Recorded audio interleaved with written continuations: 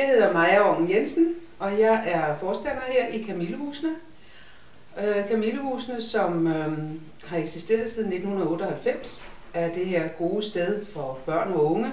22 værelser har vi, og vi bestræber os på, at vi skal være et dejligt sted, hvor det er rart at bo, når man ikke kan bo hjemme hos mor og far. Det skal være et godt sted, som mor og far kan være trygge ved, man er.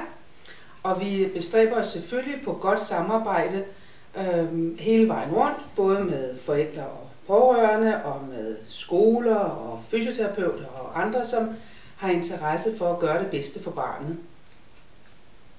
Vi er mange medarbejdere, som gør hverdagen god her i Kamillehusene. Det er i hvert fald det, vi bestræber os på, og vi vil byde velkommen til jer alle.